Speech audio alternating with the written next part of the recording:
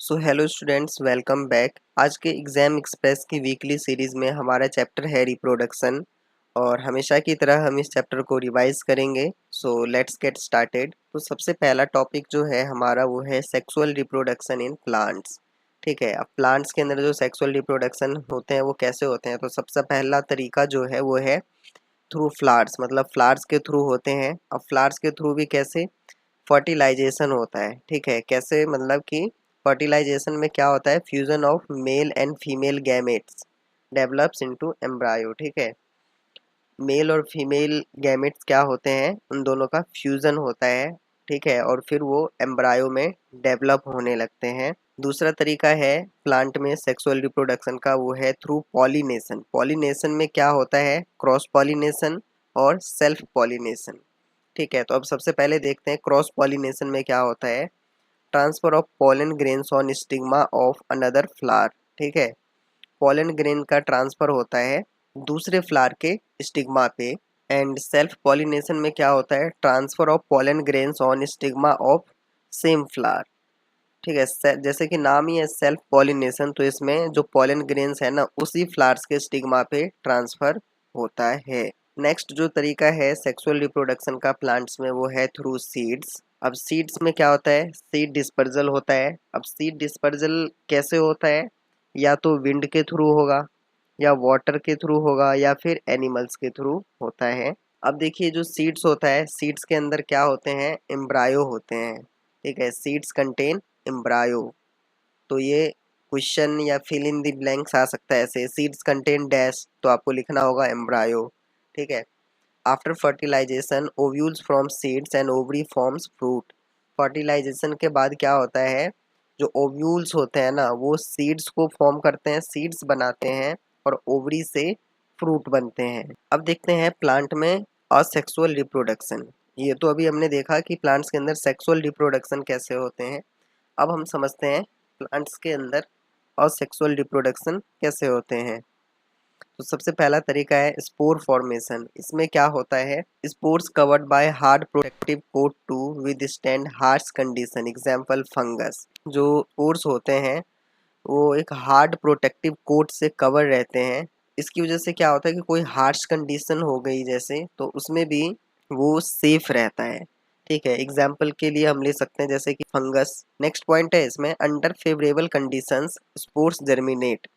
और जब कोई फेवरेबल कंडीशन हो जाता है तो स्पोर्स जर्मिनेट होने लगता है।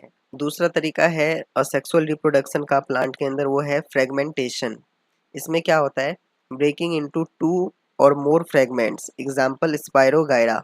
ठीक है, इसमें क्या होता है, दो या दो से अधिक फ्रेगमेंट्स में ब्रेक होने लगते हैं। उदाहरण के लिए स्पायरोगायरा हो गया जैसे कि। नेक्स्ट जो तरीका है असेक्सुअल रिप्रोडक्शन का प्लांट्स में वो है बडिंग। ठीक है, बडिंग के अंदर क्या होता है, bulb like projection comes out of the sales.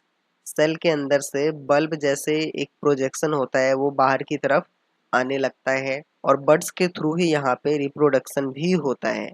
इसका सबसे सटीक उदाहरण है जैसे यीस्ट हो गया, हाइड्रा हो गया। इन सब में जो रिप्रोडक्शन होता है असेक्सुअल रिप्रोडक्शन, वो बडिंग मेथड के थ्रू होता है। अब हम देखते हैं reproduction through vegetative parts of plant. अभी तो हमने देखा कि प्लांट के अंदर सेक्सुअल रिप्रोडक्शन कैसे होता है, असेक्सुअल रिप्रोडक्शन कैसे होता है। अब हम देखते हैं प्लांट्स के अंदर जो वेजिटेटिव पार्ट्स हैं उसके थ्रू कैसे होता है रिप्रोडक्शन। तो देखिए कैसे होता है, थ्रू लीव्स, यानी कि बायरोफाइलम, जो बायरोफाइलम्स है ना उसमें लीव्स के थ्रू हो जाता है। थ्रू आइज, आइज के थ्रू किस में होता है, पोटैटो में होता है। थ्रू स्टेम रोज में होता है। थ्रू रूट्स डेलिया में होता है। तो ये कुछ उदाहरण है, मतलब आपने देखा होगा जैसे सबसे कॉमन एग्जांपल यहाँ पे पोटैटो और रोज, तो लगभग लगभग हर किसी ने देखा होगा कि अगर आप एक पोटैटो को अपने घर में ज़्यादा दिन उसको थोड़े कूल प्लेस पे रख दीजिए तो उसमें से ना कुछ बाहर निकलने लगता है जिसको आमतौर पे आइज कहा जाता है। अब उसको क्या है, उस पे लगभग 5-6 आइज तो निकल ही आते हैं। अब एक पोटैटो पे 5-6 आइज का मतलब है कि उस एक पोटैटो से 5-6 पोटैटो के प्लांट्स बाहर निकलेंगे। अब 5-6 प्लांट्स बाहर निकलेंगे तो आप अंदाज़ा लगा सकते हैं कि कितना आलू निकल सकता है। ठीक है, सिमिलरली रोज़ में क्या होता है कि रोज़ का कभी आपने ऐसा नहीं देखा होगा कि कोई बीज लगा रहा है। ठीक है। हाँ, वो गार्डनर वगैरह होते हैं, उनका अलग केस है। आमतौर पे अगर आपको लगाना है तो कहीं से उसका स्टेम तोड़ कर ले आइए और अपने गमले में आप लगा सकते हैं, लग जाता है। अब देखते हैं sexual reproduction in human beings.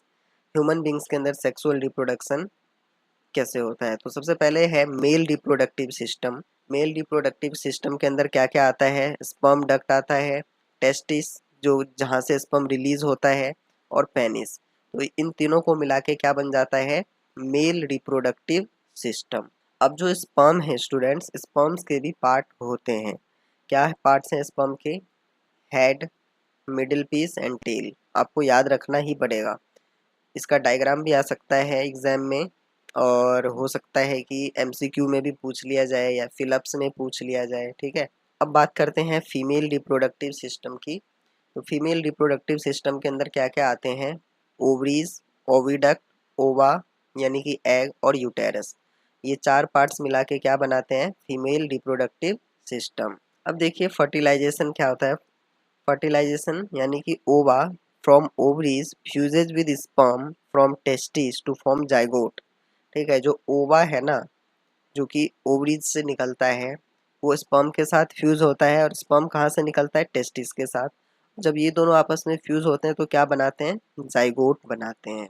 Implantation of embryo in uterus. अब ये जो एम्ब्रायो होते हैं उसका इम्प्लांटेशन कहाँ होता है? यूटेरस में। इम्प्लांटेशन होने का मतलब है कि वहाँ से जो क्या होता है, प्रेगनेंसी वाला जो प्रोसेस है ना, वो स्टार्ट हो जाता है। तो आई होप कि आज के एग्ज़ाम एक्सप्रेस की इस जर्नी में आपको सब कुछ समझ आया होगा।